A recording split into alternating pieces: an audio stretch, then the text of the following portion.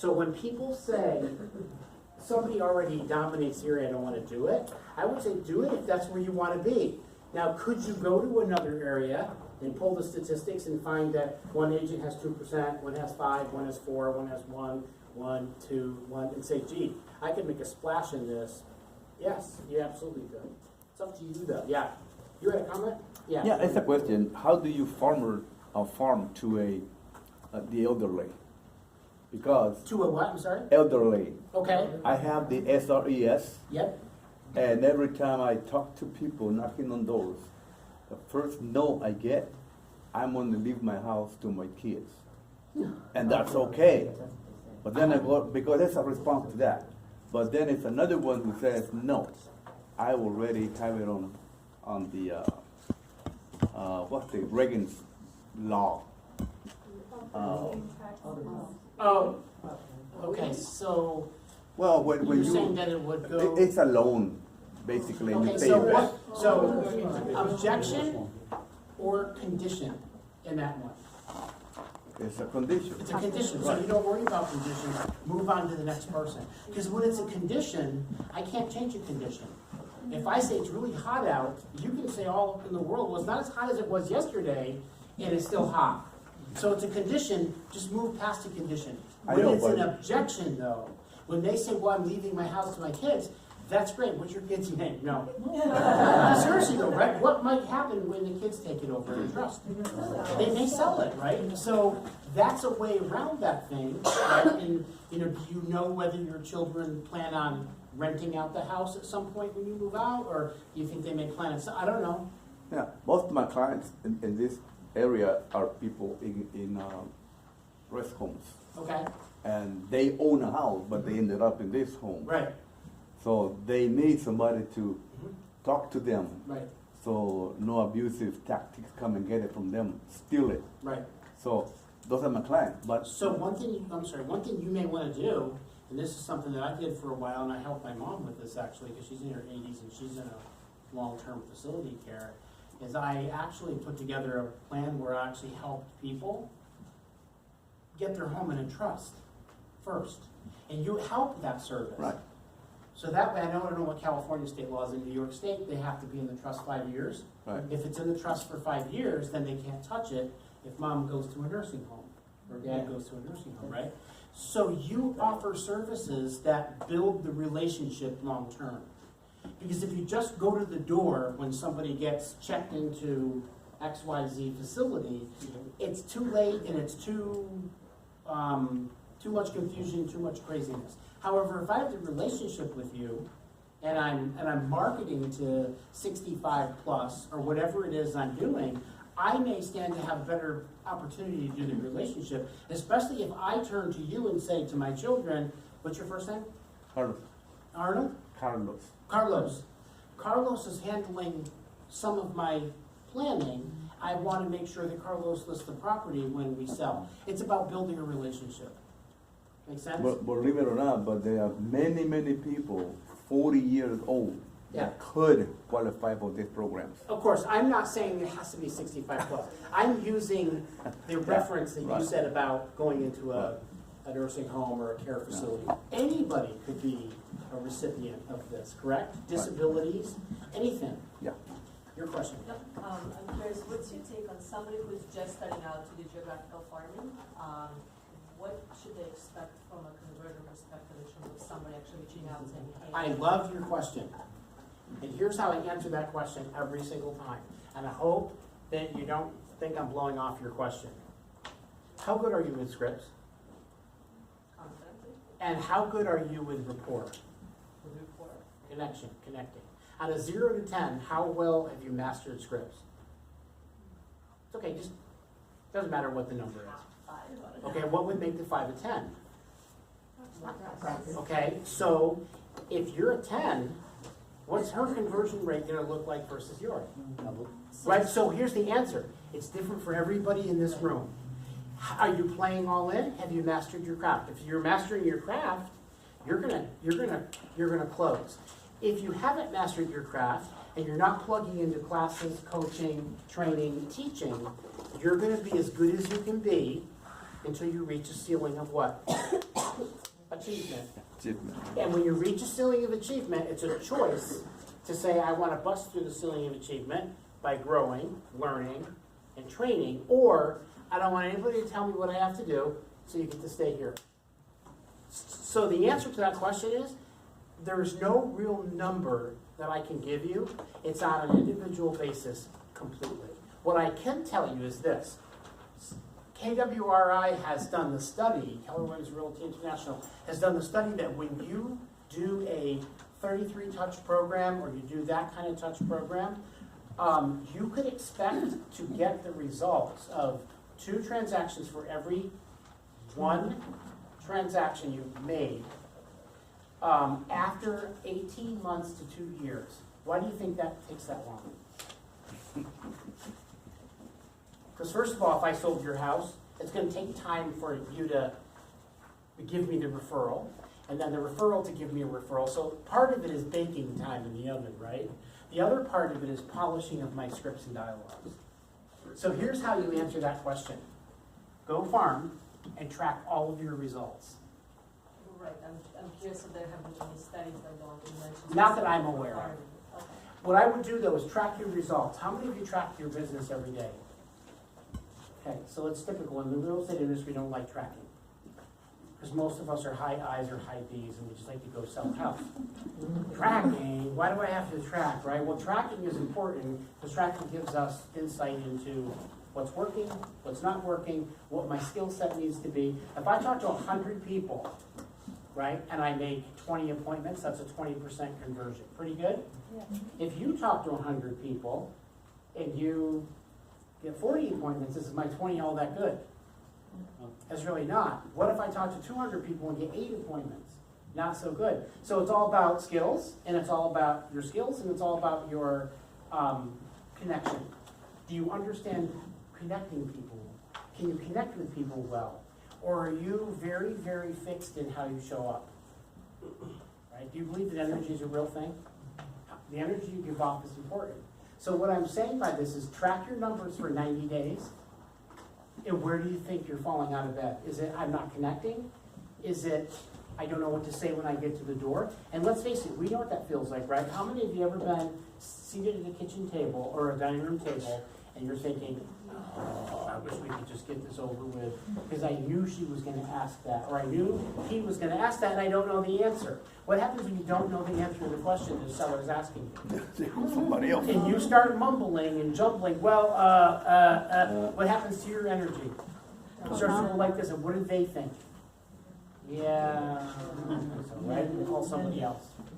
So I know that's a roundabout answer. It is really and honestly different in every single circumstance. What I do know is the tests that have been done, the studies that have been done on touching your database consistently, 18 months or so to 2 years is average for you to get 2 transactions out of every one, because it takes time to build momentum. That help? You want a number. No, it was just, I was more curious from a strictly farming perspective. But How it's, to track results and what to compare them. okay, so what I would say is track them to yourself first. Because if I'm farming in the same neighborhood, and I've been farming for 4 years, your numbers won't look like my numbers. That's why when I'm saying if you go after somebody with market share, you better put this kind of effort in. Because they don't know who you are, where they might know who you are. They might know who you are, right? So it's important to do that. So there really isn't any number that says you should be able to get. What I would do is go out and see what you're getting.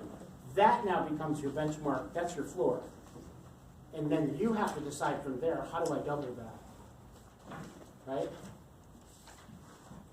I know you want a better answer. Sorry. Here's a problem, though. Real estate agents don't put their numbers into a database. If real estate agents tracked everything, there'd probably be a way to score it. We have a hard time tracking where we're at in commission, our income a year, what we've made, and how much we need to set aside for taxes, let alone what my conversion rates look like, right? It's a good question, though. So using her question, Yeah. let's go back to your personal experience. You indicate that you had a 2,100 door farm area. Farm. And that you did it from 9 to 1, Yeah. 4 to 5 days a week. Mhm. How long did it take you to actually capture your first door knocking lead? So, good question, and here's what I would say. The people that I listed, I got in September. I started door knocking in August. They were ready to sell. So it was one of those, I got there at the right time. The second one So was, you were into the short sale period of time, right? 2007? Oh, I was. Okay. they were ready to sell, and it was a regular sale.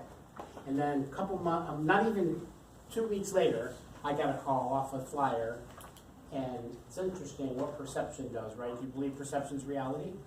So here's what's interesting. The guy calls me up and says, hey, we want to sell our house, and I want you to sell it. And I'm thinking, what doesn't he know, right? Because I only have one house listed, and I closed one buyer. That's it. I go over to his house, and he says to me, the reason why we wanted to pick you is because when we drive through the neighborhood, we see your listings. I only have one. He thought I had more, which was okay. Right, I'm gonna let him believe that. He goes, every time I drive by, I notice that your flyer box was full, which means that you pay attention to your sellers. All the other ones were empty. And you know what's funny about that? I'm thinking, well, I didn't tell him I only had one. So I was there counting every 5 minutes so I could look at more. Really what I wanted to tell him was I would sit on my egg and I'm waiting for that egg to hatch, right? It's just like a mother hen, right? I never get off that nest. So I got the listing, and then from there I got other listings. It took a while to get the third listing. So if you're farming and you have you ever heard the expression fishing upstream? Fishing upstream means that all the fishermen are down here, or fisher people are down here, and they're all fishing, and they're all going after that gigantic bass or salmon or trout. If I hike up the river about a half mile and I start fishing here, I'm going to fish upstream, which means I have a better chance of catching the fish that they're hoping to catch because I went upstream, right? That's fishing upstream. So I started learning how to fish upstream that way by getting in front of the ball, So again, it's all about time on task. You could run into 6 people that need to sell in 2 months. You could run into 1 person that needs to sell in 3 months. And sometimes you get many, and sometimes it would be a dry period. And then sometimes you get many, and sometimes it would be a dry period. Here's the thing I tell people all the time, and I get your question. If I said to you, if you're going to farm, and I'm just going to say every line represents 50 houses that I've touched, okay? So just play the game with me here. 50 houses, 50 houses, 50 houses, 50 houses. Okay, listing, right? 50 houses, 50 houses, 50 houses, 50 houses, 50 houses, 50 houses. Buyer referral, 50 houses, 50 houses, 50 houses. Maybe something next year. 50 houses, 50 houses, 50 houses. Listing, 50 houses, 50 houses, 50 houses, right? But these could be 100 houses, whatever it is. Buyer. And then 3 rows of just doors. And then listing. Right? All right, so this is activity. A lot of no's? Lots of no's. How many yeses? 1, 2, 3, 4, 5, 6, 7. What's your average commission? 25,000? Okay, so what's 7 times 25,000? Math wizards? 175. 175,000. Okay. If I told you dollars, if I told you that if you just did this, you'd get this, how many of you would do it? Well, you can get it. So start doing it tomorrow, right? So here's the reality, though. The reality is I understand. Do we understand the logic of this? You know what we have a hard time dealing with, though? Is this. No. Yep. Right? So we end up missing these because we fight ourselves on the model that says time on the task over time beats talent every time. Because here's the thing you got to remember. If this is $20,000, commission of $20,000 to $25,000, and I had to talk to 500 people, that's still pretty good. That's still actually a pretty good amount of dollars per hour, would you say? For the amount of time we put in, because it's really about a 30-second door knock. even if you slam the door on my finger, it's worth it. I'll take the $20,000. How many of you would do this? Now, here's the answer to your question. When I start to do this, what happens to the next set? The next set of all these houses. Should I start to pick up more listings? Yes. Yes. Why? Because it's your sign. Because I what? Part of it is I build market share. What's the other reason? Now you have I experience. start to get better. I start Yes, polishing, polishing that, and my conversion goes up. Because now when I go to a door and someone says, well, blah, blah, blah, I know exactly where to go with it. If I get nervous at the door, they're like, yeah, whatever, okay, I got laundry in. Or I gotta make a peanut butter and jelly sandwich for my kid, right? Yes? Oh, I thought you would raise your hand. No. That was I have a question. a hair fix, yes. Specific to this, actually, so are you actually, speaking with all of these people? What's your strategy? Some people don't answer the door, so my You statistics were physically every, knocked. You didn't just leave I- material. You well, so knocked. yes, I did. In fact, the first 2 listings were left. Right? Because I'm there, I might as well leave it. Because if I don't leave it, then I'm missing an opportunity when I'm already there and I've already spent time, money, and gas to get there. So my goal would be knock on the door, have a brief conversation, pass my flyer. Next door, no thanks, we're not interested. No thanks, we're not interested. No thanks, we're not interested. She answers the door, I have a conversation. In 4 hours, out of 110 homes, generally, I would talk to about 8 to 12 people. So when I got back to my office, I wrote 8 to 12 handwritten, nice to meet you cards, unless she slams my door on the finger, right, or right on my finger, I don't send her a card. Looking forward to doing business with you. What do you do with it? I'll bring my hammer next time, right? Yeah. Until you buzz off, you still leave the no card or whatever you have. In the future, Like, so let's say I slam the door in your face. okay, You gonna leave that whatever you were carrying with you? anyway, yeah, I usually leave it. Okay. Now, if you tell me don't come back here, which happened probably once or twice out of thousands of homes, so don't use that as an excuse not to do it. Because then what are you doing? You're focusing on the tiniest problem in losing the opportunity to make a lot of money. Right, so did I answer your question over there? Yeah, and then also, just kind of a little bit of a follow-up is, how soon do you revisit those houses? Every month I circulated through that farm. So I would print out a Google map, and I would take a highlighter, and I would knock doors, and I would just highlight through every street.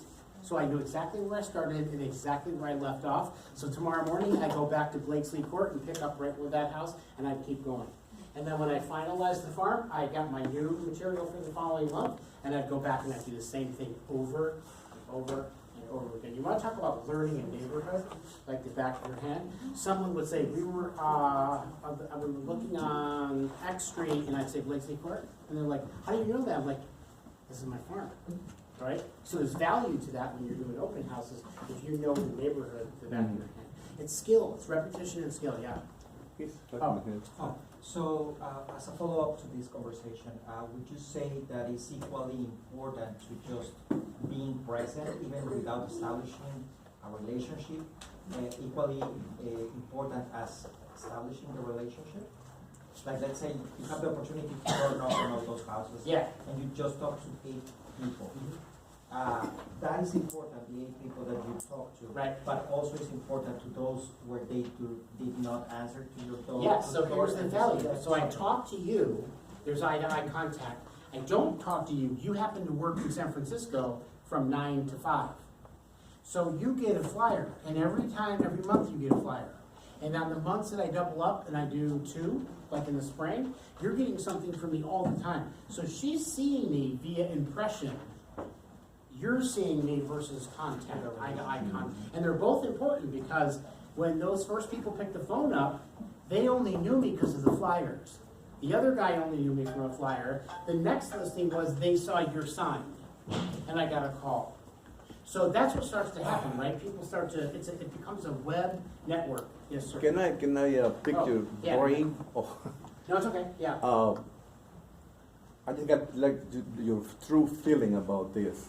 I believe it. I believe in placing a sign on the property, of course, reluctantly, because all of my contacts come from the publications in the media. The last time I had one, about a month ago, 5,000 views within 2 weeks. So I spend my money in it. The reason I don't like to put the signs all For the sale time. sign.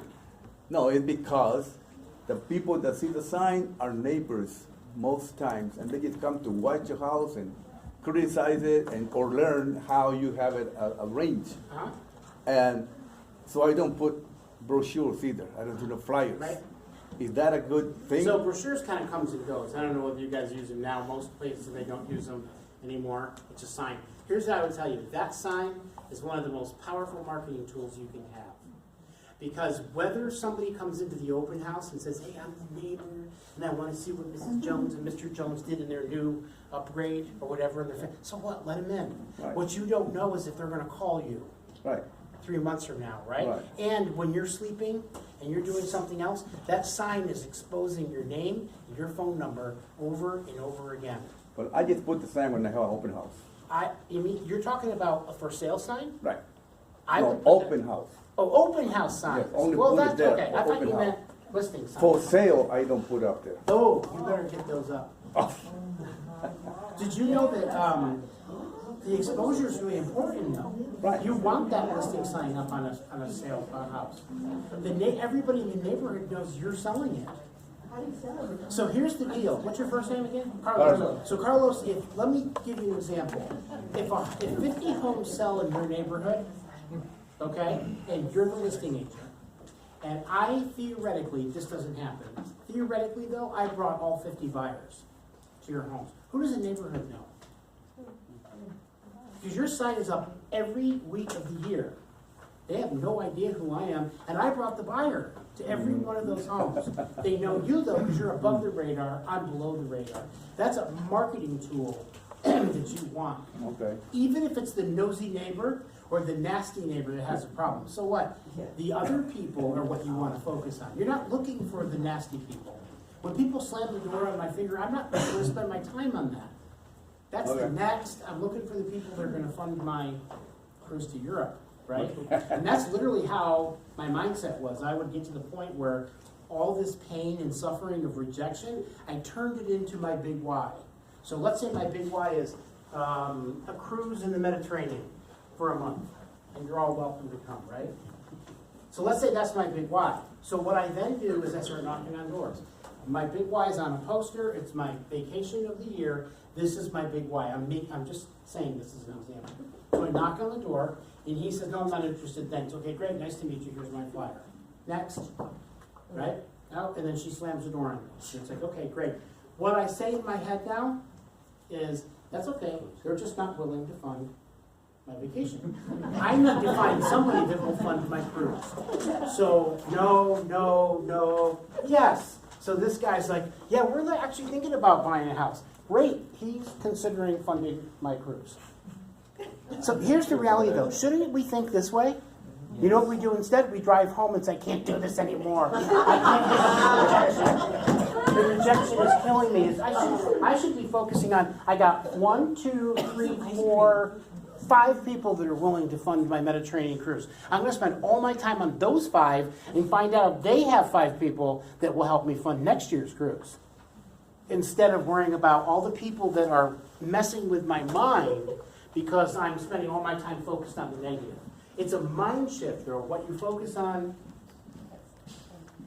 expands. Carol, what do you do with the no soliciting? So when it's basically, if somebody has no soliciting, and I just skip it. I don't want the hassle. There's millions of people who live in the Bay Area, so there's more people than just a couple signs in the neighborhood. Do you use a list to remember the people's names that you knock on doors? So I used to have, this is not today by any chance, right? A clipboard.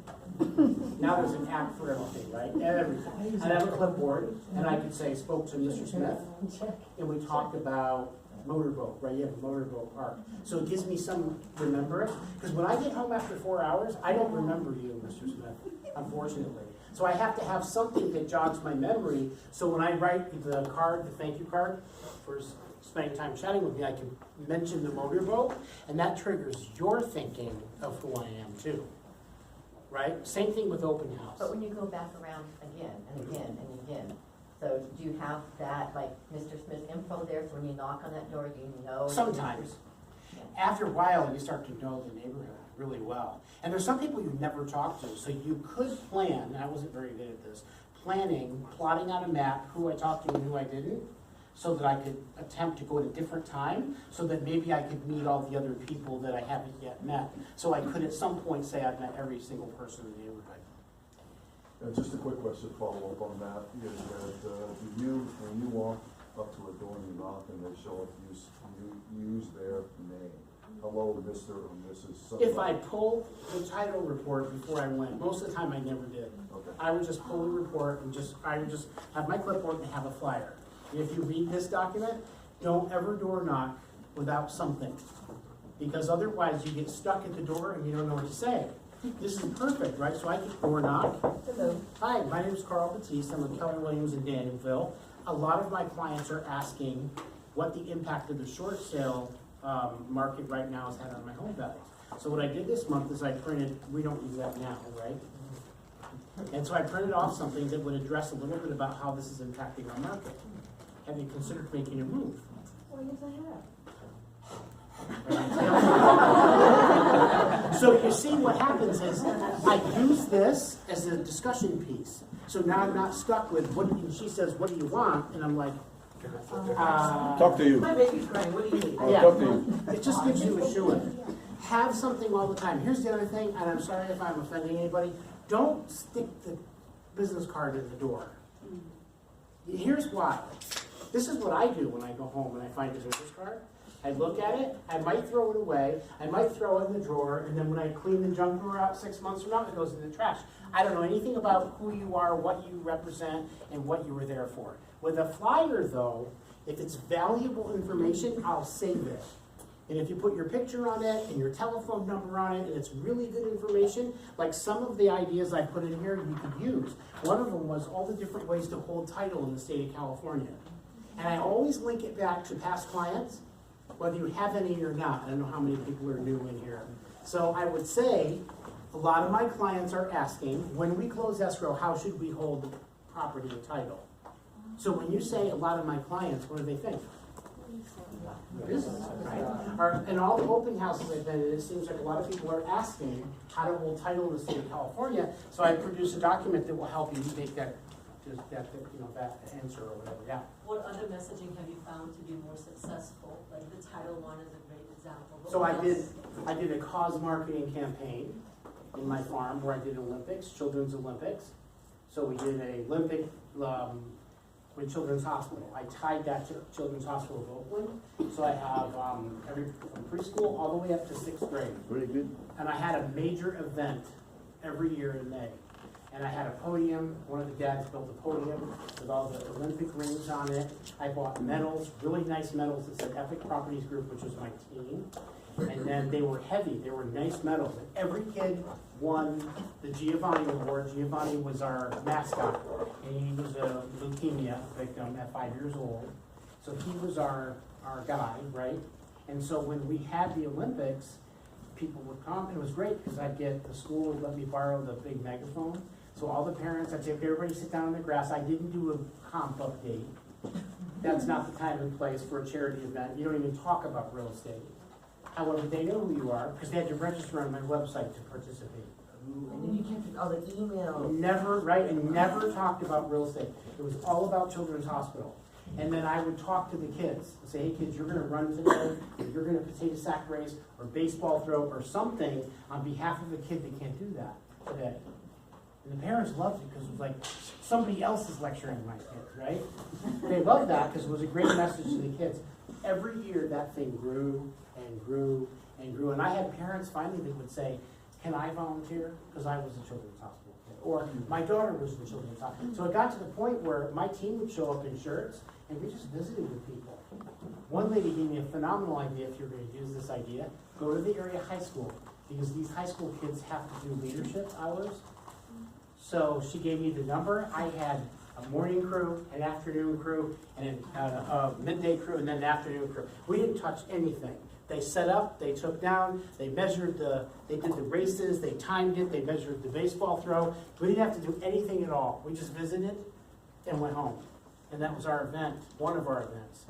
Then I did another drive. I did 4 events a year. Cause marketing is what you call it. And they're in the thing.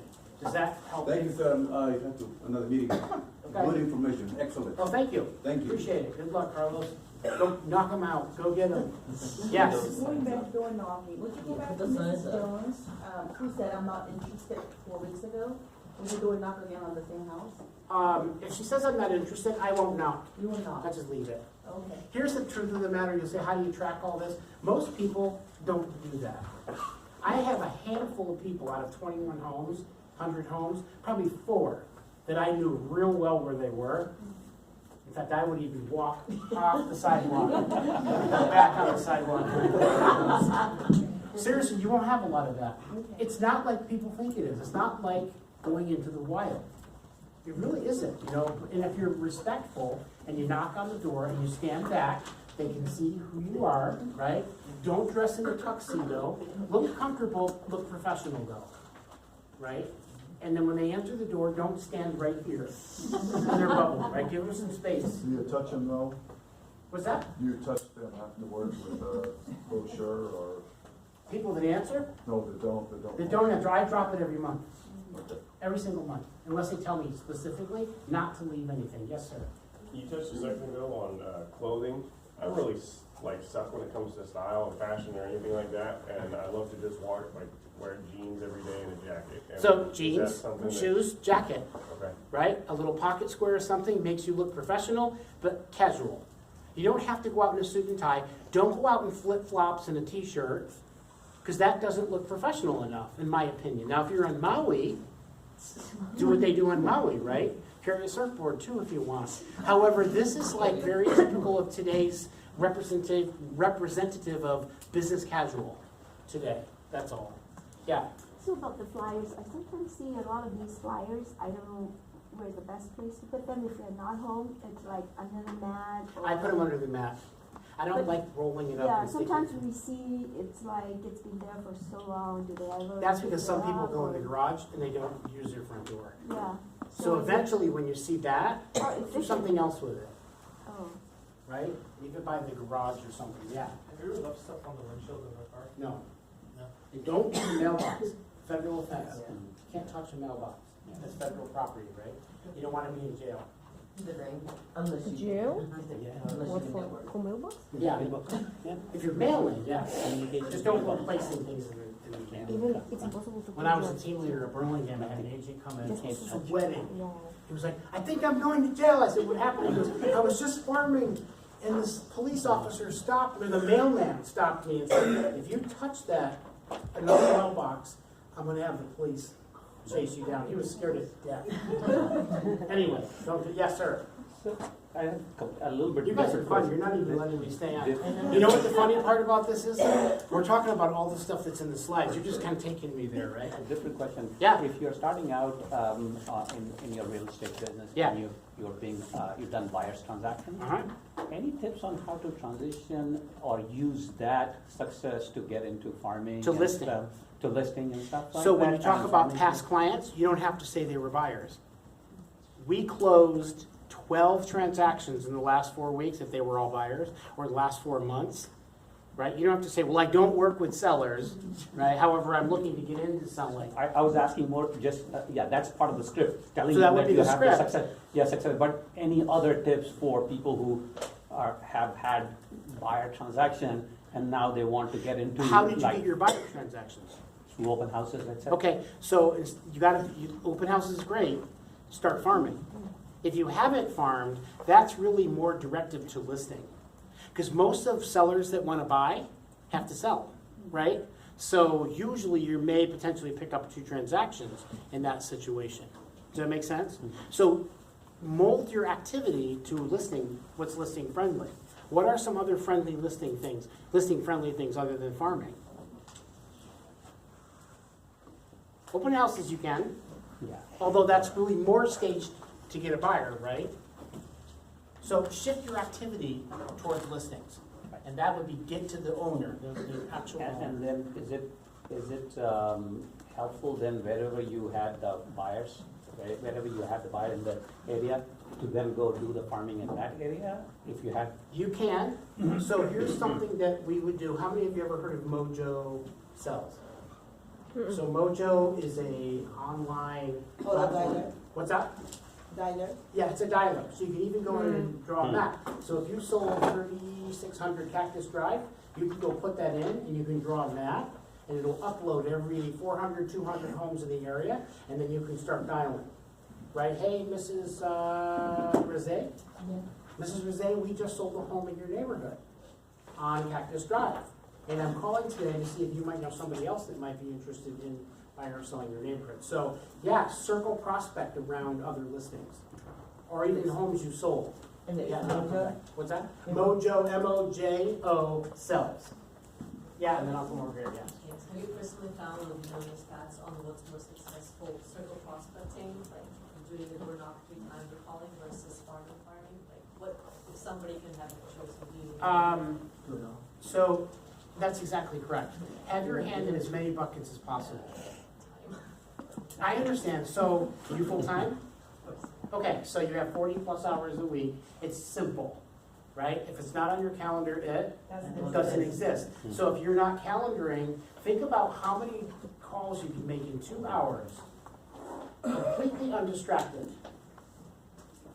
Right? No Facebook, no Instagram, no dog, no cat, you're not doing the laundry too, right? You're not gonna go to the bank, you're not picking up dog poop in the backyard, you're on the phone. 2 hours. Think how many calls you can make in 2 hours. Then you go and you follow up for 1 hour to all the people that you touched yesterday door knocking. And then tomorrow morning you go out and you door knock for 3 hours. I'm telling you, if you time block your time, you will get so much more done than you ever thought you had time to do. Here's what's the reality though. There's another bold law. Let's see if our bold graduates have it. What is the bold law about wasting time? All work expands to fill the time allowed.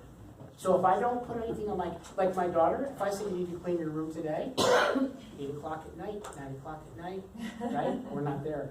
If I say to her name's Aubrey, by the way, if I say, Aubrey, you have to have your room cleaned by 2, but you can't go out tonight. It's done by 1:30, right? Because I put a parameter on it for her. You know what Gary's research on calendaring is? Here's his answer. You want something done? Ask the busiest person to do it. Because that person manages a calendar and manages your time. So if you're not a big calendar person, really get locked into you are? Okay, so maybe you don't have the right things on the calendar. I don't know, I was just curious what, from your perspective, if you think that circle prospecting. So circle prospecting is just like door knocking, because you're calling somebody out of the blue. The very, very best conversion rate are the people you know, or your past clients. If you're not working your database, you're missing the biggest chunk of income. Now, if you say I'm fairly new and I don't have a database, you do have friends, right? In your phone. You have people you can call. That's your best ROI is your database. You have a database? Touching them how many times a month? 3 times a month? Wow, okay. And you're not getting a response? Oh, I am. I was just curious from Okay. farming perspective. So now I would start farming if you're not, and move those people from the farm into your database. Now your database gets bigger and bigger and bigger. Yeah. Any other thing is really just another version of the same thing if you don't know them. Yeah.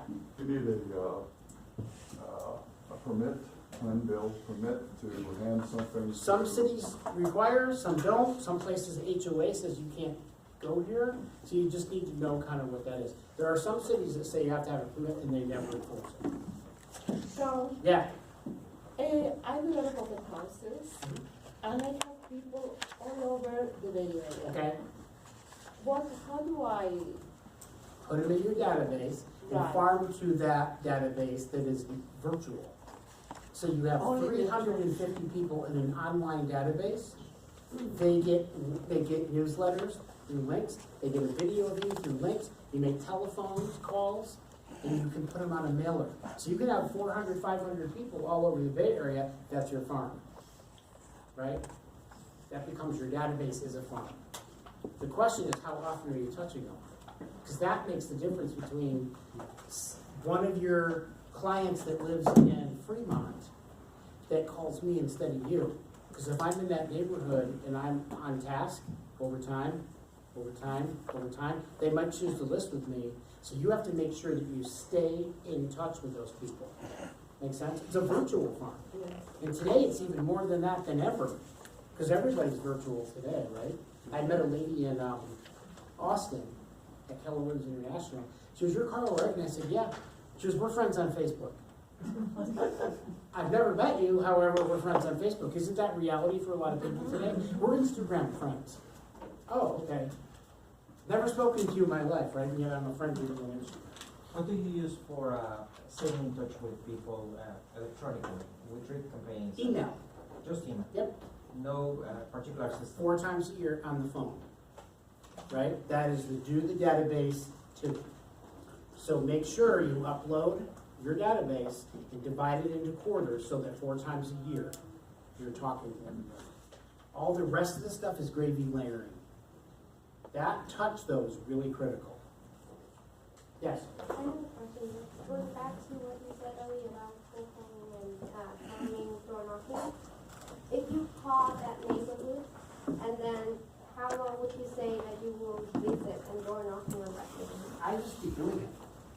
Because here's what happens. If 10% of the neighborhood moves out and you have new people, and next year another 10% will, it's always circulating. So don't ever stop working it. Because when you stop working it, you lose brain share quick, and then you've lost everything you put in. It's kind of like if you were tied, and you said, "Wow, we're the #1 market share, we're not going on TV anymore, we're not issuing coupons anymore," because everybody knows us. You know what would happen after a while? If you launched a laundry detergent, you launched one, then people will start eroding the market share. Because we're never as dominant as we think we are. We have to keep that machine going. Can I have your suggestion how I can best farm or market with another agent who's not from the same? So are you with Keller Williams? Yes. So a couple things you have to be careful with is different brokers, right? Different, so that becomes a real challenge. What I would do is, I don't think I would necessarily market with them. You can co-list, right? You can definitely do that. You have to get broker permission out of the office though. Your ownership group has to be okay with it.